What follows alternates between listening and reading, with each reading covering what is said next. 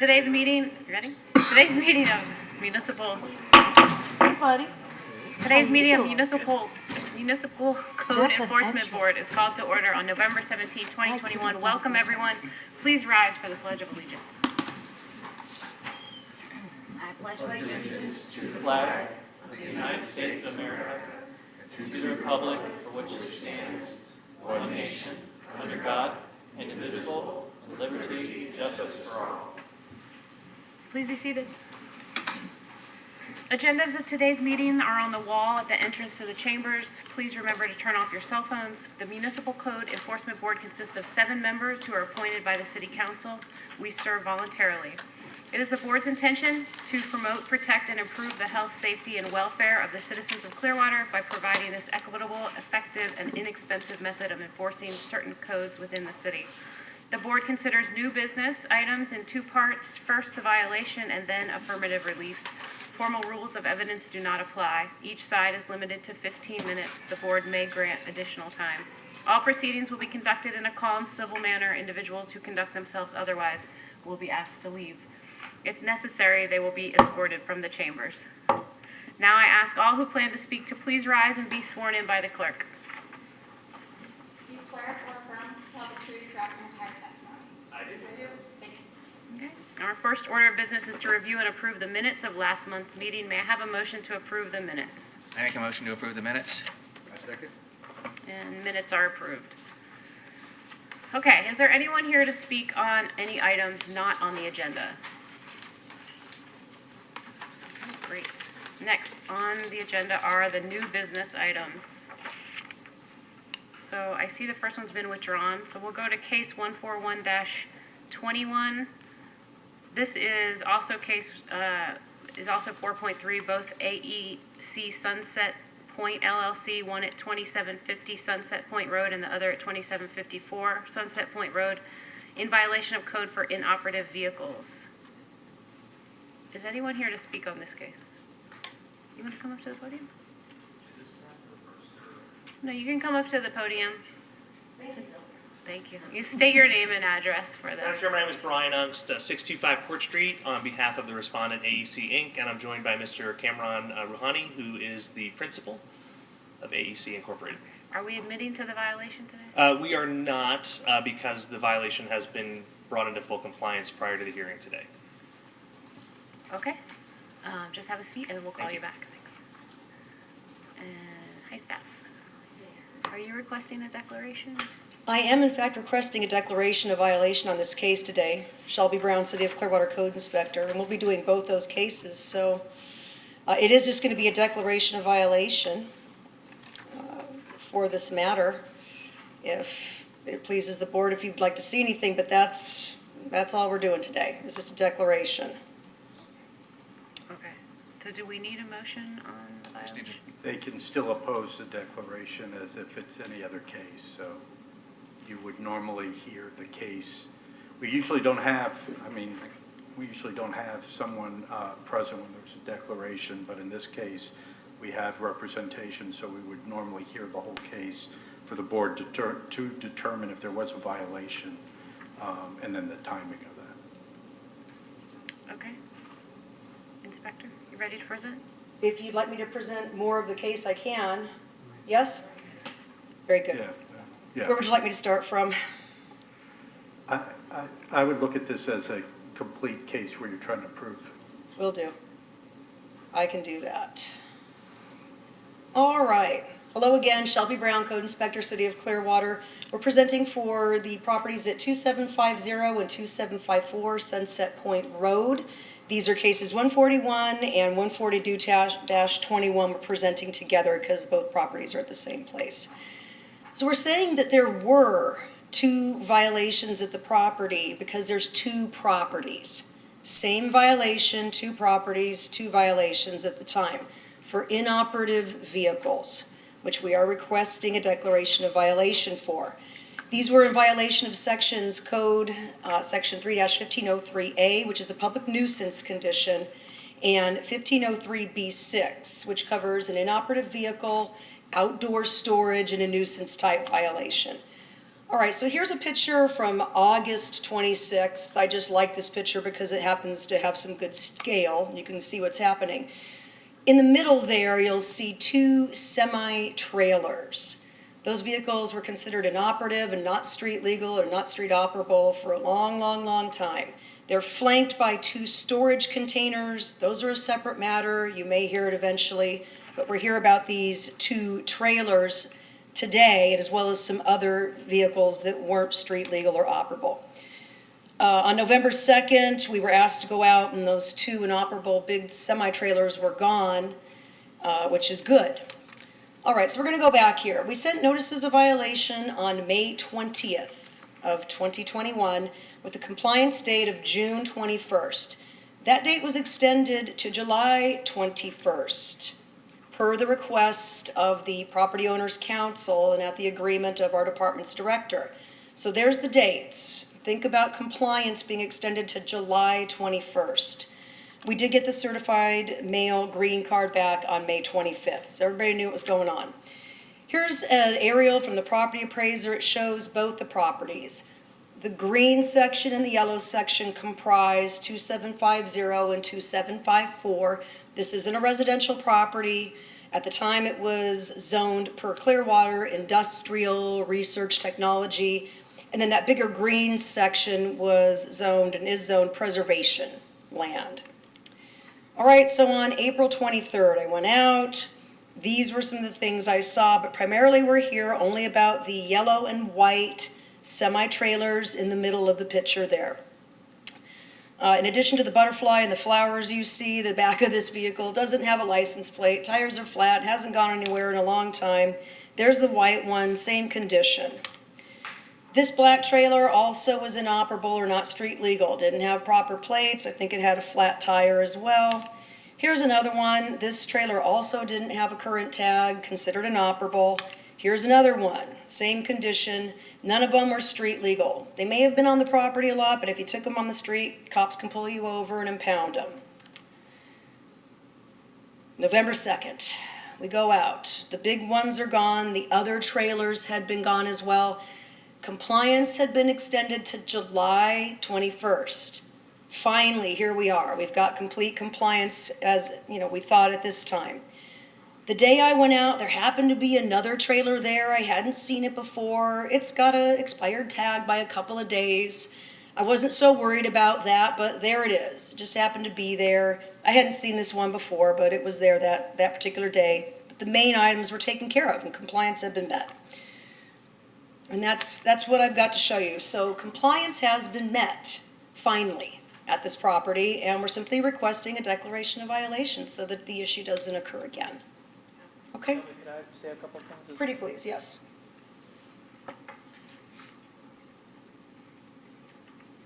Good afternoon, Board. I just wanted to make a couple points clear to you about this violation and about cases that comply after the deadline given in the compliance deadline. As Shelby indicated, we gave the compliance deadline of July 21st. Pursuant to the Florida statutes 162.06 enforcement procedures, if a violation is not corrected by the time specified by the code inspector, the case may be presented to the enforcement board even if the violation has been corrected prior to the board hearing. So just kind of wanted to make sure that we were aware of that area of the law. So we are within full legal parameters to go ahead and take this case before you, considering the circumstances. I'd also like to point out that there would be no fees or penalties against the property owner today. It would just give code enforcement the ability to be able to take this matter back before you again quicker if we were to have additional issues at the property. And of course, there would be additional penalties as well, since it would be a repeat violation at that point. Thank you. Do we want to let them speak? Are you good? Okay, you can come back up, thanks. Good afternoon, Madam Chair, board members. Again, my name is Brian Ungst, 625 Court Street. I'm going to be utilizing the overhead, if that's okay, on behalf of AEC Incorporated. So the first thing I want to mention today is that what we're asking for is for the board to find that there's no violation because compliance was met, and we are going to address the timing issues regarding the compliance. And I think that hopefully when you see the email trails and all of the hard work and collaboration that we've been going through with the staff, you'll understand why those 2 semi-trailers were missed until September. And when we became aware of them in September, that they were also subject to this notice, that we immediately undertook extraordinary efforts to get those into compliance. So I'm going to show you that, but I want to give you a little context here. So this property is under a development agreement. Mr. Rouhani's primary use of the property is an aeronautics manufacturing site, but he also uses the property for good. He uses the property as a community farm, urban farm, and he provides a significant amount of education, agricultural use, things that are good for the environment, good for the ecosystem, things that go in line with Clearwater Green Print 2.0. And here's some pictures, again, of just the use of the property as a farm, as an educational site. Last night there was a multi-faith Thanksgiving celebration and tribute on the site. So when you look at those trailers, those are storage. This isn't a wreckage yard, this isn't a salvage yard, this isn't a place where there's a bunch of vehicles that are outside. What we viewed those as was 4 shipping containers. And those containers are there to support the agricultural function of the site. Now, having said all of that, this is not the only issue, the inoperable vehicles is not the only issue that Mr. Rouhani is working on actively with the staff. The staff has been extremely patient and very gracious with us and with Mr. Rouhani. But what I want to emphasize to you is what we're doing is we're going to amend his development agreement that was, or what we're going to do is apply to amend his development agreement that was entered into in 2011 to allow for this urban farm use, which, as you can see, provides a significant benefit to the community. It's not a nuisance property. The other thing I'd like to point out is that these trailers or these containers, as we were viewing them, they're not really visible from any public right-of-way. This property is set way back off of Sunset Point Road. So this is kind of a technical incidental violation. So what is the actual violation? The actual violation is for the storage, the outdoor storage of inoperable vehicles. So I first visited the site, as Inspector Brown stated. The original notice went out May 20th. Mr. Rouhani engaged me. That notice included many other things other than the trailers. The trailers were kind of the low-hanging fruit. And that's why we're here. It's like, why did it take so long to take care of the low-hanging fruit, right? That's what you're all asking. So I'm going to demonstrate to you what that was. I visited the site on June 8th with Mr. Rouhani, and I emailed Ms. Clayton that same day, asked for a meeting. We met with the staff, Ms. Clayton, Mr. Schoberg, Ms. Kessler, on June 23rd. On July 12th, I sent this email, which provided a detailed explanation of all of the things we were working on. There's a second page, which also included the registration for the trailer. As of that date, I was under the impression that all of the trailer issues had been complied with. And that's what I felt we needed to do. We thought those semi-trailers were basically shipping containers. They'd been on the site since before 2007. They've never moved. They're not used as semi-trailers. So when we saw trailers in the notice, we thought they were hitch trailers. So we got those hitch trailers licensed by July 12th. And in my email, I said, hey, look, we're in compliance with these issues. We had a follow-up Zoom meeting sometime in September with the staff to talk about these other holistic issues about FDEP, Swift Mud. So on September 22nd, Ms. Clayton emailed me and she said, the abandoned vehicle violations have not been corrected. And I immediately responded and said, thank you, Gina. Could you please clarify which abandoned vehicle violations are not corrected? Is this related to the exterior storage containers or some other vehicle? So I didn't know. At that point, we didn't know that the staff was considering these containers as semi-trailers. So Ms. Matsky emailed me that same day and said, hey, look, they're the semi-trailers. They're right there. And I understood that, and I got with Mr. Rouhani and said, we got to fix these. So that was the reason for that delay. Now, let me describe the efforts we undertook to title those trailers. Because the first thing we wanted to do was try to title the trailers. Mr. Rouhani said, if I cut the axles off, will you consider them containers and not vehicles? And the staff said, no, they're technically vehicles. You can't just cut the axles off. So that was the easy solution. So I had another attorney in my firm, Scott Veith, who's a former prosecutor, 50 jury trials, including felony murder trials, and said, Scott, we need to get these trailers titled. So he got with the DMV, and he got with FDLE, and inspectors actually came out from the sheriff's office and from the DMV and they could not find VINs on these trailers. So if you don't have a VIN on your vehicle, they can't issue a replacement title, okay? So now we have to file a lawsuit against the DMV and have the court order the DMV to issue new titles. So at that point, I hooked Mr. Rouhani up with Clearwater Towing, and I said, look, the question became, is it even legal to tow vehicles that aren't titled? Mr. Rouhani got the vehicles towed, and they're no longer within the jurisdiction of the city of Clearwater. So on November 1st, I emailed that to Ms. Brown and was very thankful, said, hey, got good news. The trailers are off the property. No problem. We're still going to get them titled, but they're not in the jurisdiction of the city of Clearwater. And that's when Ms. Brown emailed me the next day and said, that's great, but unfortunately there's another trailer out there that has an expired tag. Now you'll see this was October 31st was the date of the expiration of this tag, and the date she went out was November 2nd. So that kind of gets to my point. That trailer is not Mr. Rouhani's. It's not being stored on the property. It was a vendor. He was dropping off some stuff. His tag was expired by 2 days, and he left that day. And Ms. Brown confirmed, that's not a huge deal. It got fixed. So my point is, if you find him in violation when he has no intention of storing expired vehicles, storing vehicles is not what he does on this property. When he has no intention of storing expired vehicles, he has no control over any vendor or guest or visitor who comes who might have an expired tag for 15 minutes and then leaves. And so my concern is 9 times out of 10, I think that when someone comes into compliance prior to the hearing, the case is withdrawn or dropped. The staff is trying to send Mr. Rouhani a message, which is, hey, you've got to take this stuff seriously. He is taking it very seriously. He's had 2 lawyers working on this. He's paying a lot of money to come into compliance. We have a holistic plan working with SwiftMud, FDEP, and the staff. The staff has been very gracious and patient. My suggestion to you is this is not someone who has a salvage yard. This is the first time he's ever been in front of the code board.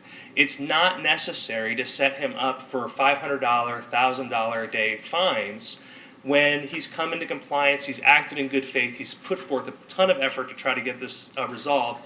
And again, from his perspective, these trailers and containers had been on the property for almost 15 years with no issues, and now all of a sudden we're working to get them out, and we're working to come into compliance. So I think it's well within your discretion. As Mr. Middich read the statute, they may bring the case forward. They don't have to. And you don't have to declare it in violation, even though it technically was in violation up until November 1st.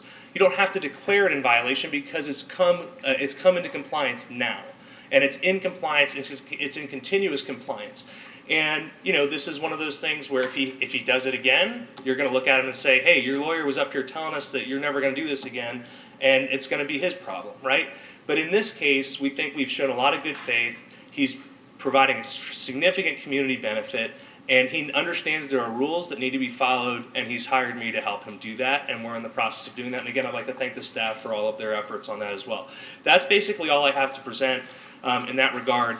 And I know there's a member from the public who also would like to address you on this. Thank you. Okay. Hello, sir. Please step to the podium, state your name and address for the clerk. Okay, my name is Roland Milam, 1828 Venetian Point Drive, Clearwater, Florida. I'm sorry, what was your last name? Milam, M-I-L-A-M. Yeah. I own the property across the street, Woodring Drive, as some of the aerial showed it, and I have an organic farm called Life Farms. I bought it in 2012, and we've been developing it this whole time. We sell through a CSA to the markets and the green market study in St. Pete, and this coming Saturday we'll be at the first Hispanic market here in the city of Clearwater. After buying the property, I met Kim, and he had this big idea of what he wanted to do, and quite frankly, I said, yeah, that will never happen. The trees he wanted to plant and all that because of the shape of the property. Watching him, time, money, and interest that he put, and my farm managers helped him a lot. We've been involved with him quite a bit. It's pretty amazing what he has created there.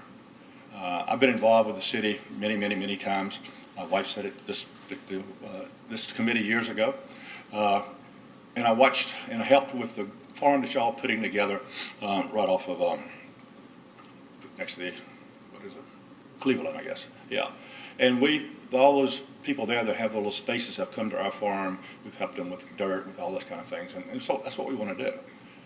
And so I see this taking just trees and shrubs and terrible things, and now all these wonderful fruit trees and everything's growing, and we should be applauding. And if you look at, I happen to be in the county, okay, so the rules are totally different. I'm somewhat shocked at how much different they are. And thank goodness I'm totally agricultural, which takes even some of the rules the county has away and the state controls those. But if you look at other areas that are growing things, you see these types of storage vehicles everywhere.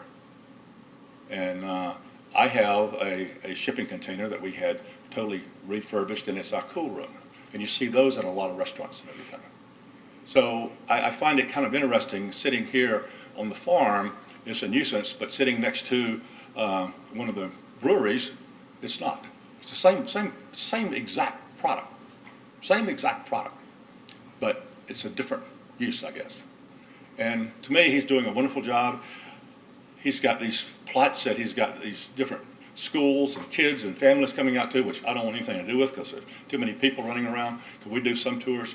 But what his heart there is just pretty amazing. The city should be happy and proud that we're doing this.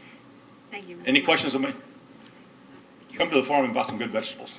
Thanks so much, Thank you. Mr. Martin. Thank you. Inspector, do you have anything else? Sure, absolutely. So thank you very much. It has been very helpful to work with Mr. Ungst and Mr. Rouhani. I just wanted to see if we could clarify. Yeah, I just have a quick question. Yeah. It seems like the violation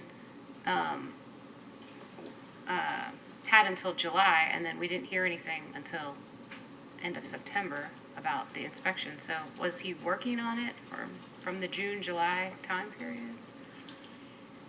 The smaller trailers were getting sorted out eventually. Oh, that's But- right. He didn't think that the Correct, bigger ones. and we Okay, just I wanted to touch on that one point, since Mr. Ungst testified to it. This is my notice of violation that was sent out, and I thought Matthew, I don't know if he's gonna put it on the Elmo here, but there seems to be that there might have been confusion about what we were talking about. Oh, So I thought we'd just try to clarify that so that there's no confusion about it for the board. okay. All right. So if you see where it says specifically highlighted, oh gosh, The autofocus, wait. please Yeah. stand by. It was almost there. We were so close, There. so close. It's just you guys. I can read it for. I'll try the other. Yeah, I'd be happy to read it to you. And The autofocus. Well, the autofocus is off, so put autofocus on. All right. oh gosh. Great job, Matt. There it is. There we go. Oh, okay. We're in. Under the specifically section, go ahead It now. says there are 2 semi-tractor trailers, one yellow and one white, which are the same ones that we were just speaking about a moment ago. So it has been pretty apparent from the beginning that these trailers were part of the violation. So I just wanted to make sure that the board was clear that there wasn't any confusion that these 2 trailers have been requested to be brought into compliance for quite some time here. I mean, I can personally say I've been working with Shelby and Lauren and Gina on this project since I started here back in May, which, God, I mean, that's like 6 months or something like that. So this isn't anything new, and like I said, we're not asking for any fines today. We're just asking for your help so that we can help keep this property in compliance. And we're certainly happy to answer any other questions that you might have. Okay. Thank you. Thank you, Matthew.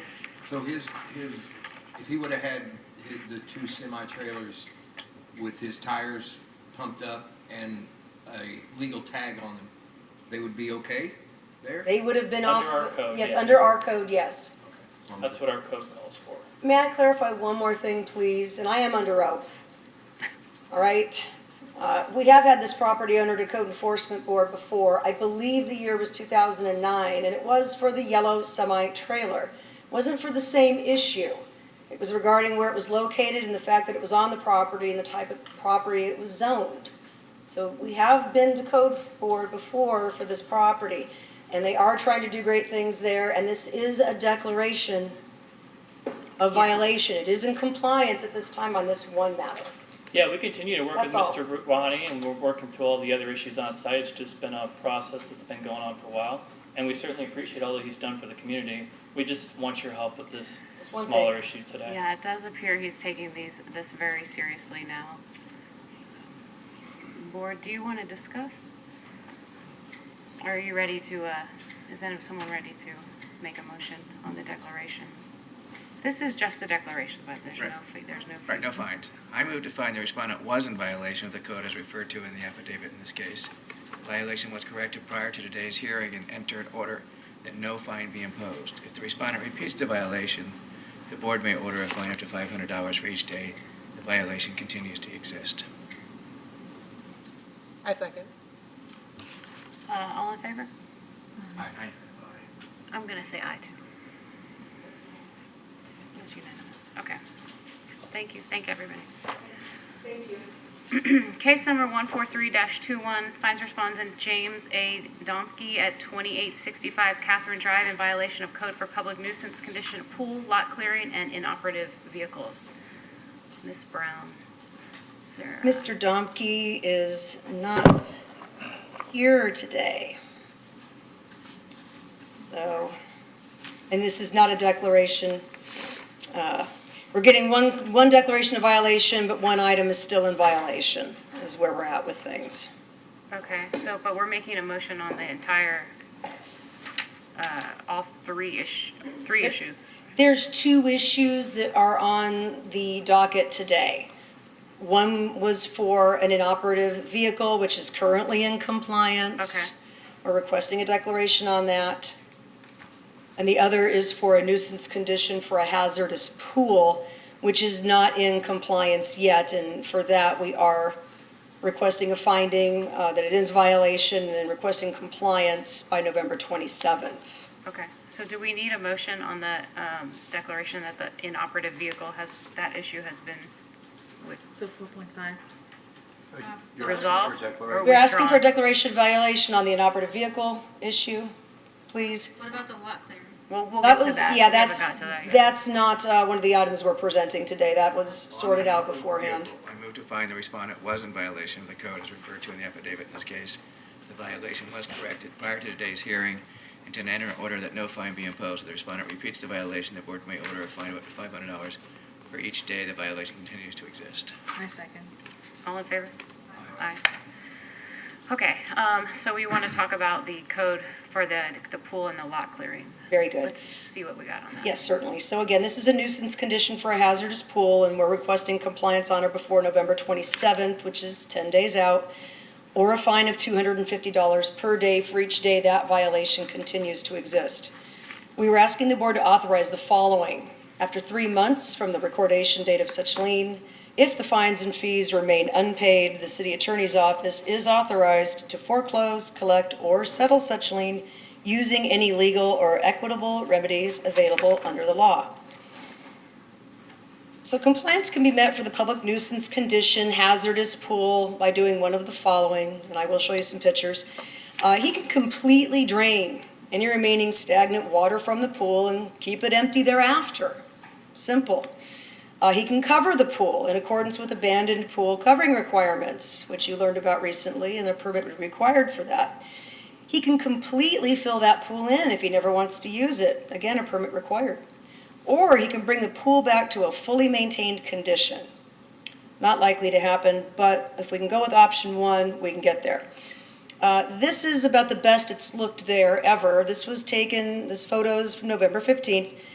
So Mr. Domke's pool is full to the brim of black, stagnant, untreated, unmaintained, mosquito-ridden water.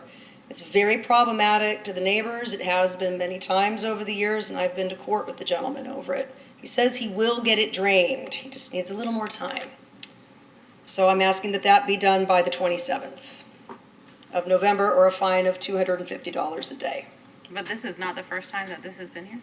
It's not the first time we've had an issue. It's the first time I'm bringing it before the Municipal Code Enforcement Board.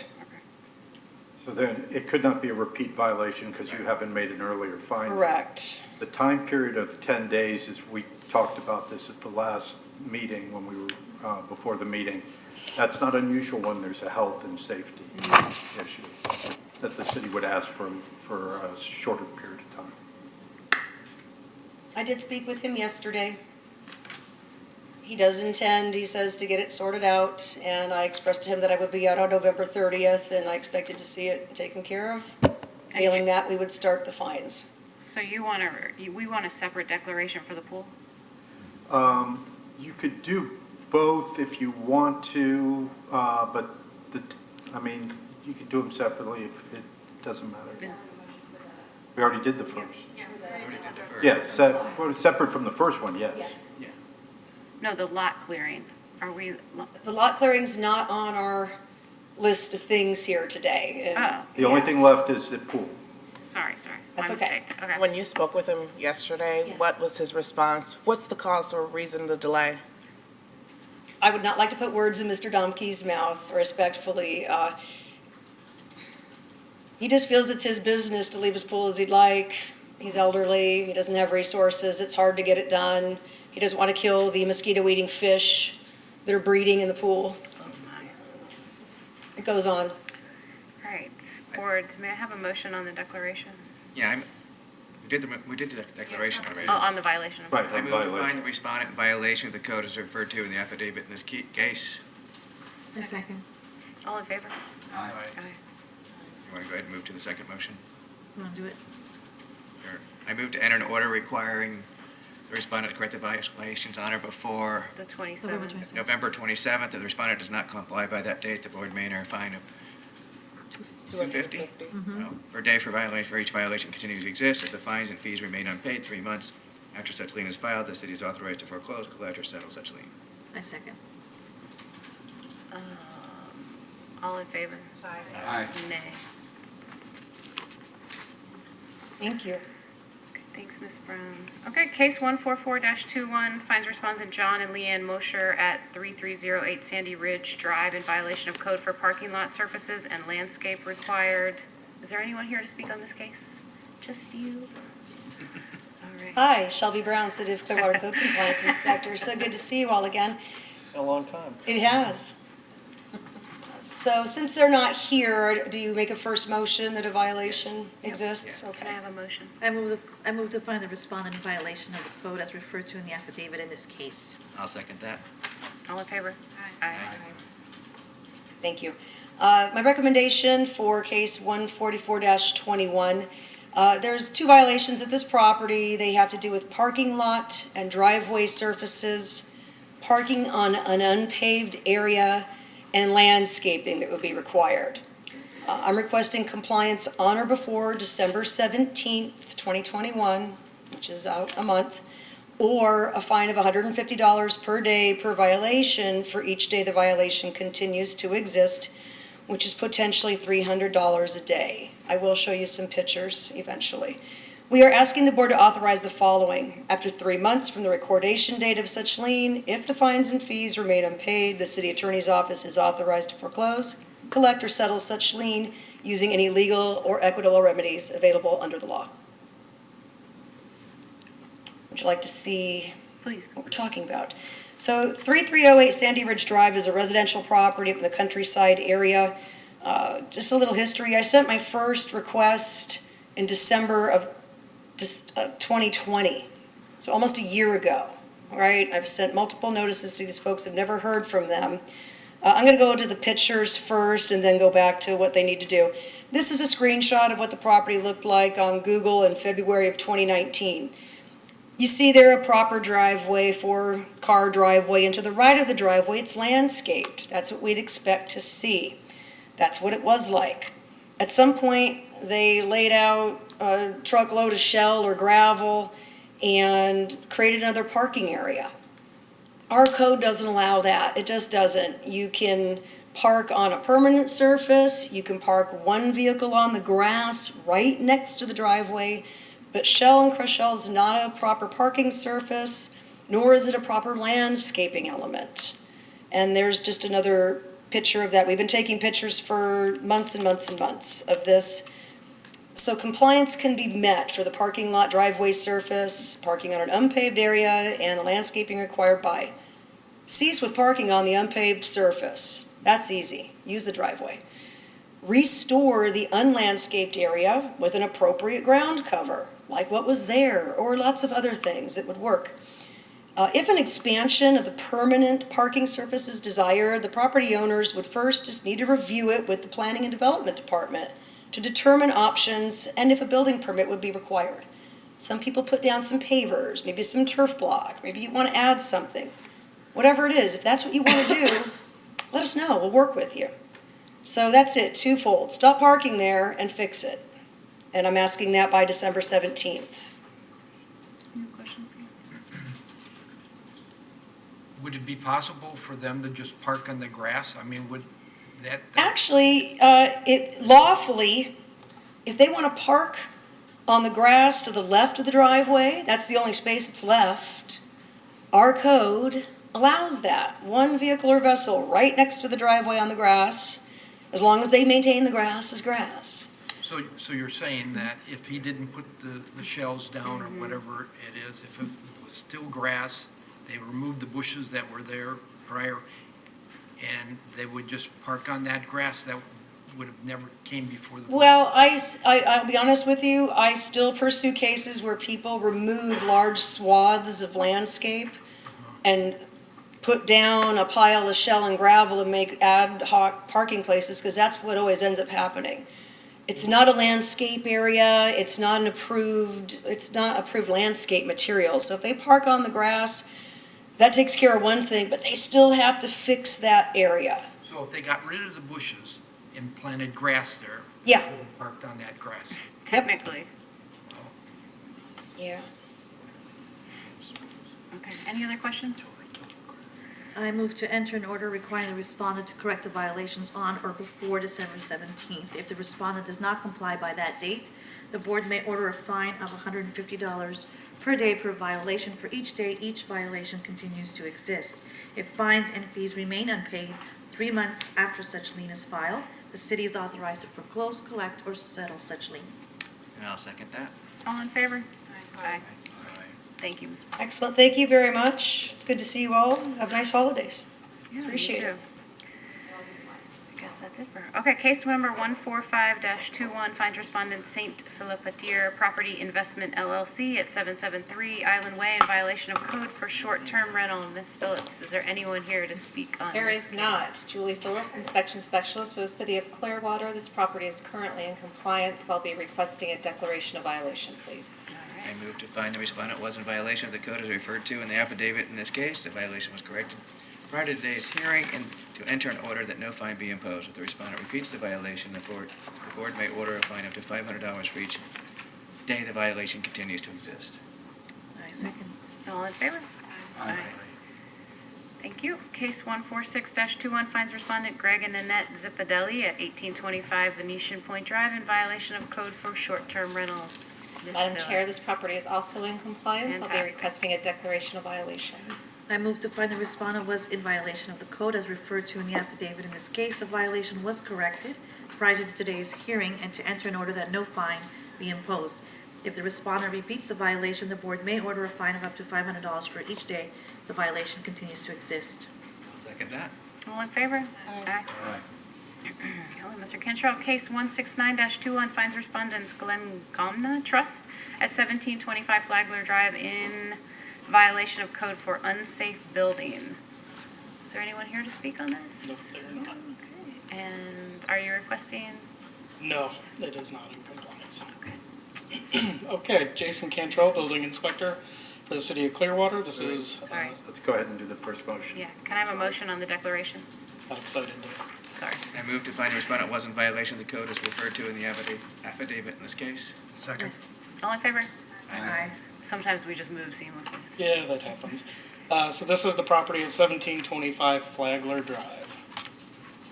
Here we have one violation of an unsafe structure, citing code section 3-1502A for property maintenance requirements, and section 3-1503 for public nuisance. Notice of violation was sent on 5/25 of this year. Compliance date was from the date of the receipt of the notice, 7 days to obtain the permit and 20 days to complete the work. Certified mail receipt was not received, so an affidavit of posting was done on 6/24/21. I did not get any contact from the owners, so a notice of hearing was sent on 8/26/21. Again, the certified mail receipt was not received, so an affidavit of posting was done on October 12/21.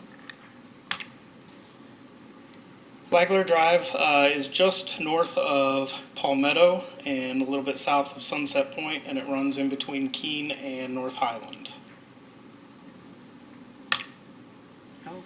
So this is a structure fire. You can see it's a multi-unit property. 1727 is on the left, 1725 is on the right. 1725 is the legal address. Both properties were pretty much completely destroyed. Is this a duplex or something? Yes. That's just another view showing that. Most of the windows you can see have been boarded up. That was done by the fire department the night of the fire. There is still some other windows that are open, broken glass, kids could get in there. There's a lot of broken glass around the property. Just a couple shots of the inside showing the damage. You can see the roof and truss system has been completely destroyed, probably as well as any HVAC, electrical, and plumbing that happened to be up in that attic. And this is the notice of hearing is on the top right there.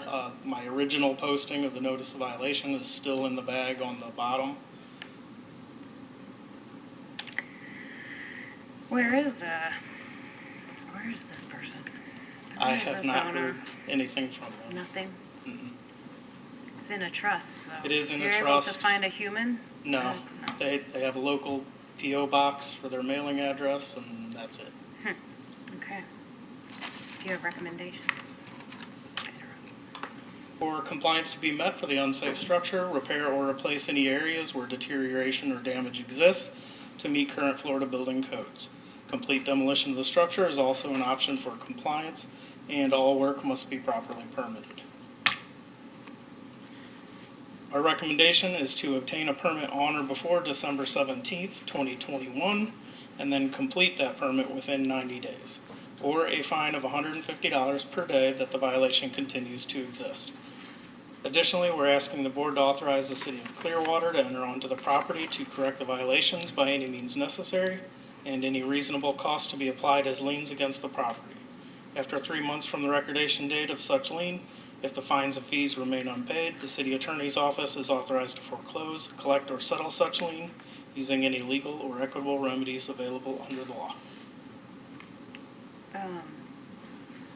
That seems like a long time for a structure that's this unsafe. It's already been sitting there for several months. And we're not getting any response from anyone, so my recommendation would be to shorten that, if anyone wants to. So to clarify that, December 17th, you have to get the permit, Correct. and then you've got 90 days from that date to complete the permit. Correct.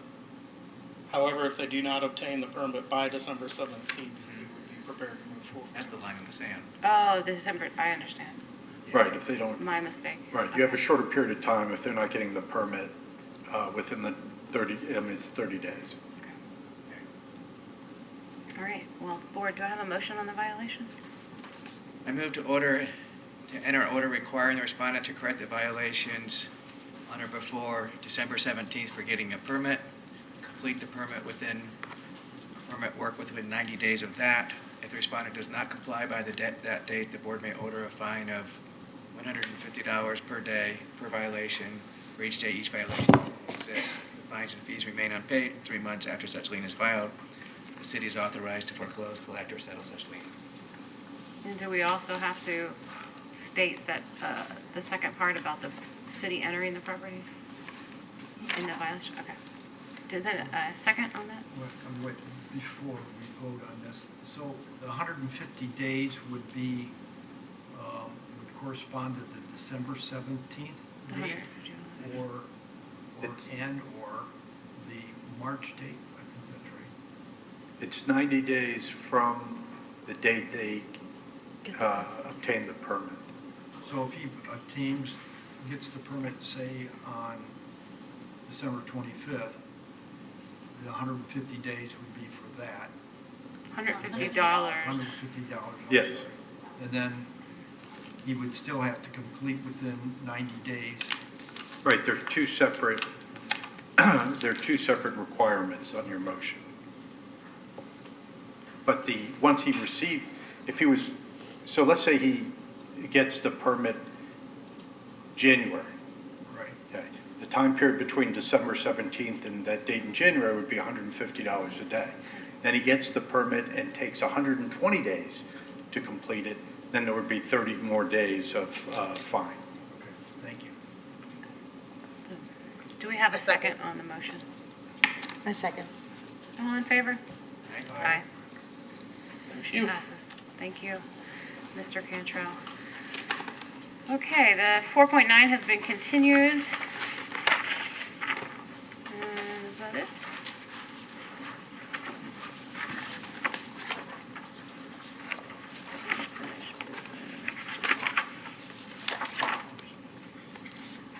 Okay, do we want to lump all the affidavits of compliance into one? Okay, so may I have a motion on accepting the affidavits of compliance 5.11 through 5.17? I move to accept the affidavits of compliance as listed. Does anyone second? I'll second. Second. All in favor? Aye. And is there anyone here to speak on the affidavits of non-compliance, case 7921? Or, oh, yeah, please.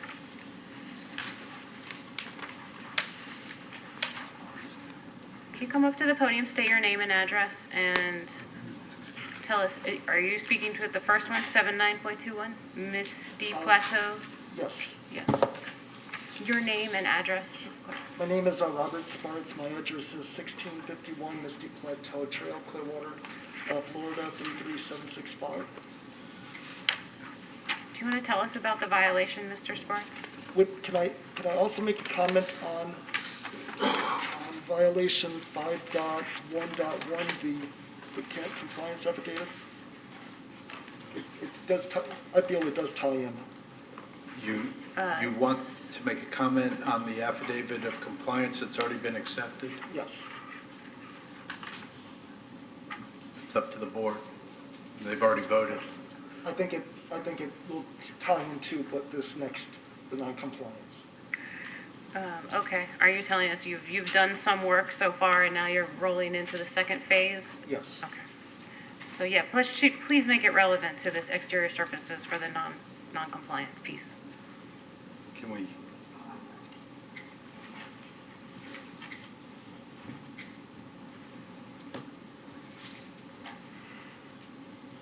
Okay. This is the violation.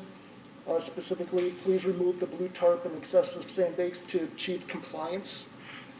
This was a property that I owned. This was the violation in question. I completely understand it. As you can see, there's a blue tarp and sandbags. Blue tarp and sandbags, and here was a contractor to do the work.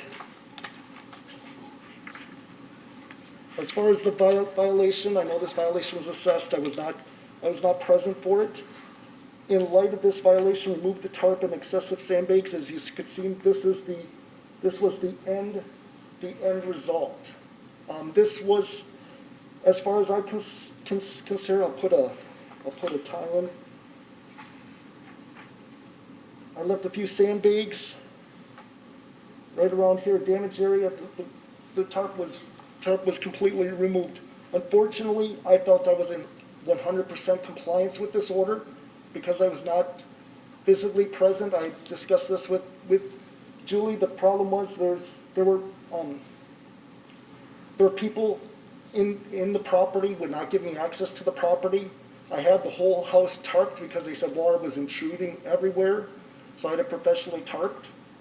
But I told Julie I've showed up with the sheriff's department, the Clearwater Police Department, they would not give me access to the property to inspect per se a leaking roof, so I did have it What, professionally. is this a rental or something? Why didn't you have access to the property? There were basically squatters in the property for several years. It took 14 months during COVID. I finally got them removed via court order. The dilemma is they weren't paying to be there, and they vandalized the roof. If you want to see the evidence on that, so as far as I say, I didn't show up for the meeting because I felt please remove the tarp and excessive sandbags to achieve compliance.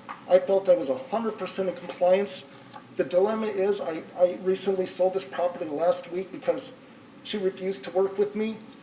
She fined over $60,000 in fines against me because the non-violation was considered still a violation at this point. It went as far as I had a contract to sell the property. The contract cash buyer spoke to her. He backed out the purchase after speaking to her. She provided him such information, it scared him out of the contract. Then I found a new buyer. Well, the building was, the issue was that the building wasn't safe, Mr. Swartz. But you were found in compliance with that issue. The issue with the non-compliance that we're voting on is exterior surfaces. Do you have anything to say regarding the exterior surfaces? I do. This all ties into it. Okay, can we And see? Again, this is the first buyer, the inspector's going by the property. Again, this is just before closing, our closing schedule. He backed out at the closing table after speaking with her because I think we're all familiar with that Okay. process. So I'll move on as far as the exterior surfaces. I'm just saying, this house that I just closed on, it sold over $150,000 below value because of the vandalism. If you want to see documents on that, the people that are living in it, it took 14 months to get out. They smashed holes in the roof, and the interior was to the point where it was not livable. The other violation she had was Yeah, we understand. the other violation she had was per se a rental. They were squatters, they were rentals. Judge Caracas voted on it, had them physically removed from it. They threatened my life. I had to file restraining orders against these people. Again, I got no leeways. The only option, she said, if I can't fix the property, I got to sell it. And then she made that nearly impossible. Can we speak with Ms. Phillips? Because I'm just curious as to this particular issue. I tried, what she did was, she said I had to fix or replace the roof with the people still in it. The people were proven that they vandalized the roof. She wanted me to fix it irregardless, as well as interior damage they did. The problem was she'd have conversations with the squatters in the house. She'd say, yes, the owner's got to fix it. They'd go on and break more things in the house, report it to her. Yeah, I understand the predicament. And then send me the information saying that she says I got to fix it. And what it amounted to was they wanted brand new appliances. The 3-year air conditioner wasn't good enough for them, so they damaged the air conditioner, so it had to be replaced. And then she came after me saying, I gotta fix it. I told her it was vandalism. I can't get into the house with the sheriff. They said due to COVID, we're not granting you access. And all she said, I don't care. If you can afford to fix it, Okay, fix Mr. it. Spurts. Ms. Phillips could come to the podium. And I'm getting to the exterior. I can move on to the exterior surfaces. Please. Let's have him finish his presentation, and then the inspector can come up. Okay. So to tie into exterior surfaces, there was a pool pop. The pool pop was completed as of last week. The permit was applied for in July. It took almost over 2 months to get the permit. Finally got the permit. My contractor on a different job suffered from heat stroke, wasn't medically approved for a month or so to even start work again. So I finally got it done. It's resolved. The dilemma is the access route.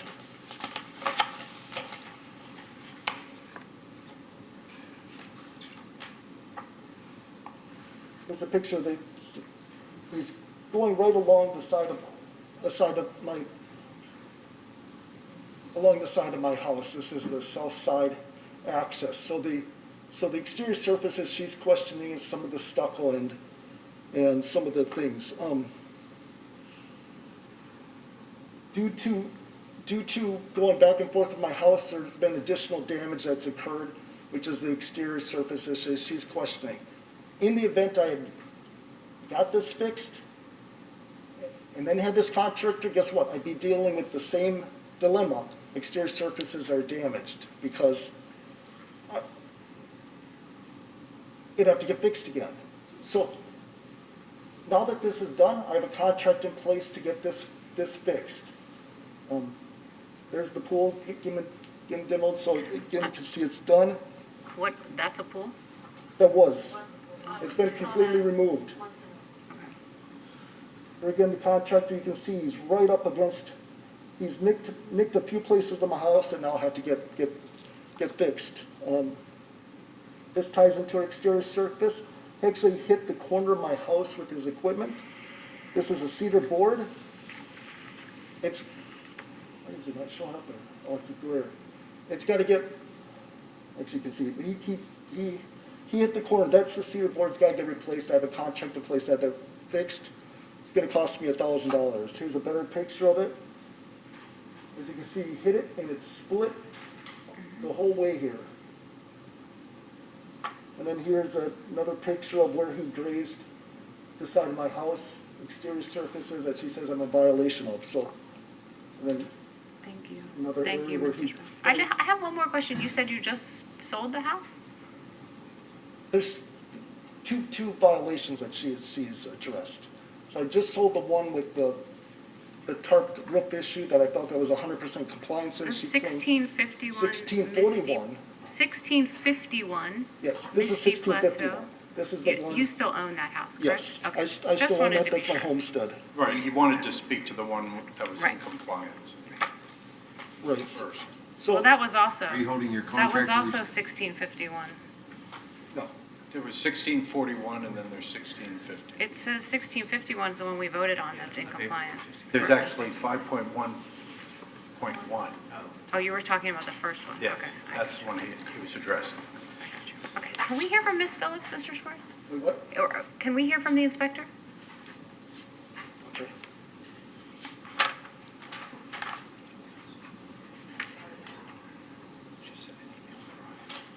Thank you. Good afternoon, Board. Julie Phillips, Inspection Specialist for the City of Clearwater. It's kind of all over the place, so I guess we'll go back to the affidavit of compliance, which was for the 1641 L tear. I explained to Mr. Sparks, and I'll say it again, I don't get involved with landlord-tenant issues. What goes on between them is their business. This case came during COVID, and there was a tarp on his roof with sandbags. Everything was finally finished, and an affidavit of compliance was submitted. There was only $300 of damage done to the roof, which I was submitted the bill. I believe it went to Nicole, and it came to me. And it was because the sandbags did still exist. And if you looked at his notice of violation, it was also for the mildew on the chimney stack, which he just took off last week. So when that was done, an affidavit of compliance was submitted. And when you're ready for me to speak to where he currently lives at Misty Plateau, I'm happy to. We are. Okay. I'm going to go ahead and show you some pictures so you're not confused.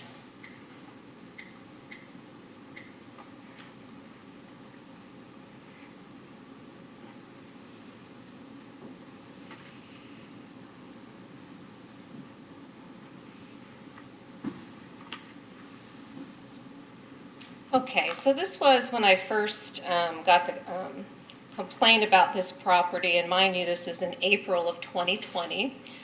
We had a rotted fence. This is on the south side of the property, and if you look at the top arrow, there was also a hole in the fascia area, and this pertains to the exterior surface issues. This is also on the south side of the property prior to him having anything done to the pool, where he says that's what happened and that's where the damage was done. Again, if you'll look, this was in April of 2020. The stucco was coming off on the bottom of the structure. The fence on the south side, or the north side, excuse me, was rotted. I went back in June of 2021 of this year. The hole in the fascia was still there. The rotted fence was still there. The stucco was still missing from the bottom portion of the south side of the home. The rotted fence was still there on the north side. So I went back in September 27th, and he took concrete pavers and decided just to lean them against the property to try to make that in compliance. Nothing was done to the hole in the fascia area.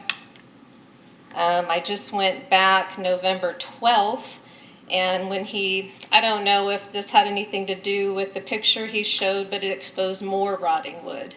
Again, in the original notice, the hole was still not fixed in the fascia. You can see that he's still hiding the stucco that's missing on the home. There's a better picture. Went back on the 16th just to see if anything had changed. It was still the same. We still have the hole. This time he took some wood and hid where the wood was rotting on the side of the house. And we still have the fascia, which nothing had been done in a year and a half. He did go ahead and take down the fence on the north side, but I can't comply it because he left the poles up. I spoke to the neighbor, John, the day before yesterday. He wanted to split the fence. Robert wasn't sure if he wanted to put up a fence, so it's not in compliance unless the fence is replaced or it's completely removed. And that's why I submitted an affidavit of non-compliance. Staff, do you have any questions while Ms. Phillips is up? Yeah, what about the pool? The pool was not my case. That was Jason Cantrell for an unsafe. That has been totally brought into compliance. That's not my case. My case was for fence maintenance and exterior surfaces. Compliance was met and indicated by the picture we saw? Was that? For this case, compliance was not met. That's why Robert's here to fight the affidavit of non-compliance. His other property located on Altair for the roof issue, I did submit an affidavit of compliance because he did remove the mildew from the roof along with the sandbags, separate property. He has a one complaint. But just leaning the wood against the one wall and then putting the bricks against the stucco does not solve the problem. It's hiding the violations. I'm not submitting an affidavit of compliance for that. Okay, if there's no other questions of Ms. Phillips, I think Mr. Sparks has another comment. Thanks. So you understand what she's asking you to do. You understand what it's going to take to get the property into compliance. Of course, and as you can see, the fence has been taken down, those are vertical posts. And those have to go too for it to be into compliance. The only reason those are there is because the neighbor would like to replace that fence that I have removed. That marks the property line, that's just a place marker, they're vertical, they're solid. I can take them down, but that wipes out where the new fence, the neighbor's gonna put up his new fence. That makes you'll sense, have to but make you still that. have the hole in the fascia for a year and a half now. Okay, I understand. The hole in the fascia is approximately right here. This is split. This is all getting replaced. I have a contract right here to have all of this work done. The contractor, I told him about the hearing today. He says if you have any questions, please feel free to him. This could not be done prior to the pool getting removed. They go in unison. The line where the contractor excavated the pool is directly along here, which is why this got split. Okay. This is the fascia she's got What the about the pictures of. stucco on Yeah, the? that doesn't look like the same picture. I know, I was just for gonna the say, that's a fascia. corner, that's a corner. So there's two different issues, obviously. No, it's not. If you look at her picture, you'll see that this is the same. Oh, no, it's up higher. It's off on the the roof. flat. You don't have a picture It's of not a it. corner. This is the corner. Yeah, we're not talking about the corner. The issue of compliance was farther up on the roof, and you don't seem to have a photo of that one. That's the one that's been not in compliance for a year and a half now. Do you have a photo showing that has now come into compliance? It all ties into that. This is all tied into getting the roof Okay, replaced. so The fascia, that's fine. Let's talk about the foundation, the stucco on the foundation. How is that going to get repaired? okay. Again, with Is that part of that quote? The what? Is the stucco repair part of the quote that you showed? Yes, yes. And like I said, there's been additional damage by the contractor in the same stucco. This was completely solid, and it got damaged by the contractor excavating the pool. The same line where the stucco is that she wants fixed. As I said, I talked to the contractor who was gonna do all this work. He says, wait till the pool is excavated because the likelihood of additional damage is extremely high. There's additional damage. I can have it all kicked out at once. And that's what this contract here is for. Now that the pool's gone, we can go in, From Super Roofs. the issue. So what's the timeline for that to be completed, that quote? And like I said, you can talk to him, he will address you that he said, this is the proper way that I'm doing this. And you also saw in her picture, she said there was no work done. I had that whole strip resodded. Again, Super Roofs, I've already I paid for. don't think she had an issue with the sod. As estimate, yeah, your roof, flat roof, I'm looking for the stucco portion on the foundation specifically. it's all in here, 10, 15 feet. I don't know that Super Roofers has it included. The date says I mean, there's- mid-February? He, That's the date that he's supposed to start the yes, work? he said right now, he's got contracts in place, he said there's a supply shortage. He said, we got the broken material, he said, the problem is it's still in China, it could be en route. He says, if you can give me till mid-February, he said, we will get the supplies for fixing the fascia, the soffit, the stucco, and the roof damage. It's all, like I said, it's all tied to, I had to get the pool out first. I had ultimately planned on getting this done months and months ago. I didn't expect, I applied for the permit in July to get the pool removed. It would take till last week to get done. So I fully expected this would have been all compliant, the stucco fixed, the fascia fixed, the roof fixed. It just took. Says November 2nd, 21. Is that when you got this estimate drawn up through the contractor? This is when it was drawn up because there was the additional damage you had to add in. So Ms. this Phillips, included the additional damage. what are the consequences of this affidavit of noncompliance? What are going to be the immediate consequences?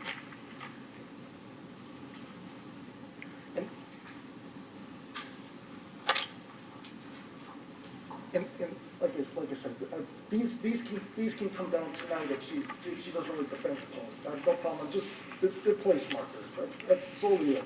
You can just Bart, is that agreement signed?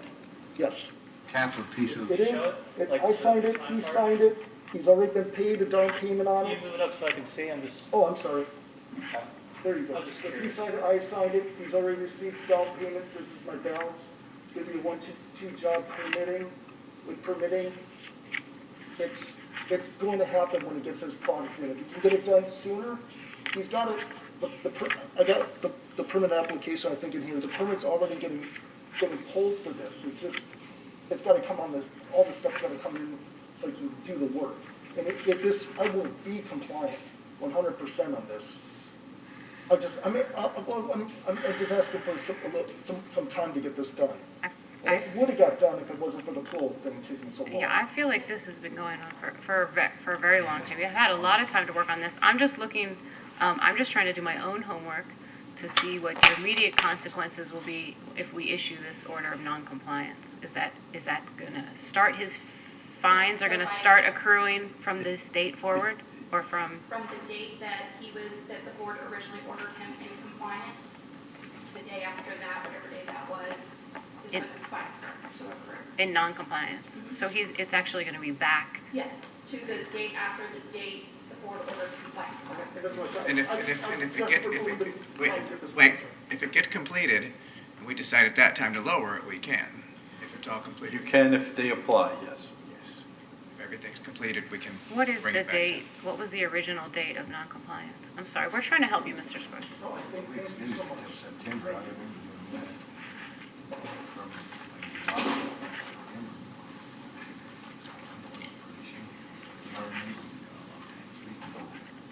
September 23rd. And it was $150 a day? Yes. Shoot, For LA. 2 violations. Per day per violation. So he's been working, he's done a lot of work so far. This is quite a large sum of money. I feel like there's a light at the end of the tunnel, but geez, it sure took Yeah. forever. Year and a half. And now we're also looking into February with this current contractor that he's working with. To be fair, I know that everything is on back order and delayed across the board, so I can see that for sure. But It's just like, I is just- it too little too late? Like, well, it took also forever. with the history of the repairs, nothing seems to be going, and I don't even see the stucco included in this. So it's almost as if this, which is $10,000 for a hole in the fascia, which seems exorbitantly high, and it doesn't even include what we're asking. That's covering everything, but, you know, But if it is in compliance, we do have the right to to lower some of that fee when he comes back later. Well, there'd be a lien until everything was taken care of.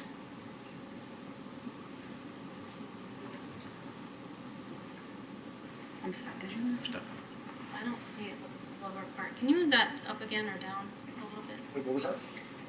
Just move it down so I can see the chop. This isn't the contractor who did the damage to the roof, is it? No, no, Okay. I got his information. He's, the problem, when the pool popped, there's support beams, it changed the roof line, so the whole roof's gotta get replaced. The dilemma is with the pool coming out, it altered the support beam, so the whole thing is I had to get the whole thing redecked. And like I said, I would have got the stucco done if I got to navigate the north side of the property and go through where you move the fence, and the stucco would have been done. The problem was the contractor had to go right up against my house, which damaged additional stucco. So if I would have fixed the stucco, I'd still be non-compliant because there's now brand spanking new. That makes sense, but do you now have a quote for the stucco? Because what if, I'm not saying we will, but what if we said, okay, let's talk about this in February, when you have all this done, are we then gonna say, oh, now you finally, February 2nd, got a quote for the stucco? What No, concerns, no, it's gonna be done. what concerns me is that you had until September 23rd to do it, but this quote's only November 2nd. And I'm hearing a lot of Says he was working noise on about why. But And the Board other of the house. quote was just last week, or 10 days ago, or 15 days ago, but you were supposed to have been in compliance as of September 23rd, correct? So whether there's supplies or not, I don't see any proof of actual addressing the issue for 2 months. Board, if And I that may, it address- sounds like what Ms. Phillips was saying is that he was actively trying to hide some of the damage from us so that we wouldn't be able to see it. Is that correct? According to the picture.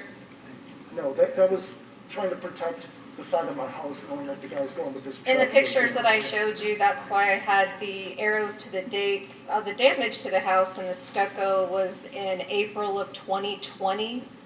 We're talking a year and a half ago. That did not happen because the pool was taken out. That was existing. And in addition to that, he still could have taken care of the fence for a year and a half, which the entry to take out the pool was on the north side of the property, not on the south, but did nothing to the fence on that side. I understand that Mr. Sparks has a lot going on, but at the same time, neighbors are dealing with this for a year and a half.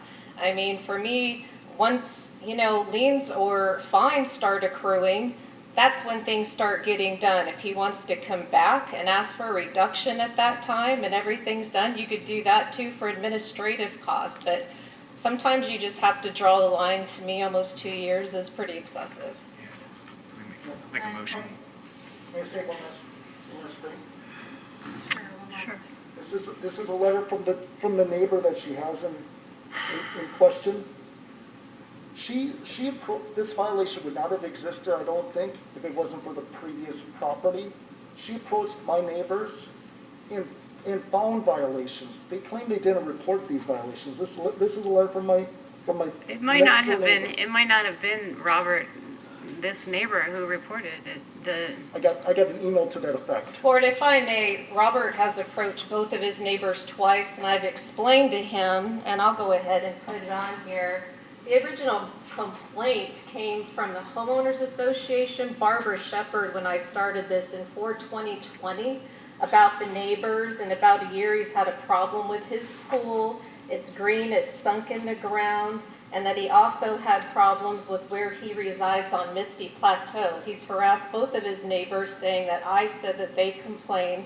These neighbors went to the association. I went to check out the violation, and that's how it came about.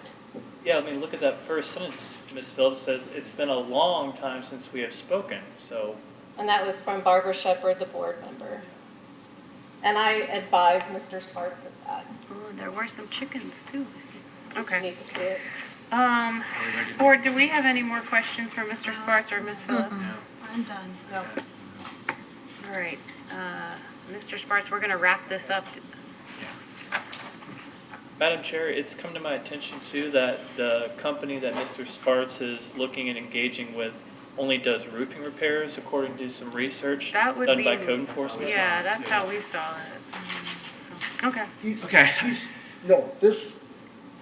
does roofing. He's got, his contractors can do this work. Can you prove that they're licensed to do the work? I can get it. That bill's, that invoice is not for doing that work, though. That invoice, which was after your date, already many days after the date you were supposed to have it, I understand. is not for the work that you're talking about, that you covered up. I understand that this is only because there was the additional damage they had to It's call. only for the roof, though. But this is all, this is a large company. Okay. This isn't gonna be an issue. Well, I have a for him. feeling we're gonna be back here. Thank you, Mr. Sparks. And like I said, you can call him if you want to verify it. He No, knows it's that not he's- our area to do that. Yeah, I think we appreciate all the work that's been done so far. It looks like some of this should have One last thing I been want to sped thank up. Ms. Nicole, you have been awesome. You know, I so thank you. You were very helpful on my other issue. Thank you so much. And Jason was awesome on my pool pop issue. I think we can all agree with you on that. They have been fantastic to work with. I just want to say I appreciate them. And I appreciate your time on this. I really do. Thank you so much. I want to be compliant, and it will be compliant if you can take It looks like you're moving in the right direction. Just keep going. I so badly want this. You can take your poles out, put a piece of rebar in there to mark it. If you need it as a marker, you can put anything in there. You just get the poles out. We're ready to go ahead and. Okay. I Thank you. Mr. Brown, I'll put poles in there. I'll get those, I just thought they were straight upright and that they wouldn't be an issue. Okay. Thank you. Thank you, Mr. Sparks. May I have a motion from the board? I move to accept the affidavit of noncompliance and issue an order to impose fines and states if fines and fees remain unpaid for 3 months after such lien is filed, the city is authorized to foreclose, collect, or settle such lien. Second. Anyone? Second. All in favor? Aye. Okay, moving on, case 96-21, accept the affidavit of noncompliance for respondents Leonardo Varela at 1465 Sunset Point Road. Is there anyone here to speak on that affidavit of noncompliance? Okay, may I have a motion? I move to accept the affidavit of noncompliance and issue an order that imposes fines and fees and states if fines and fees remain unpaid for 3 months after such lien is filed, the city is authorized to foreclose, collect, or settle such lien. Second. All in favor? Aye. Okay, and then nuisance abatement lien.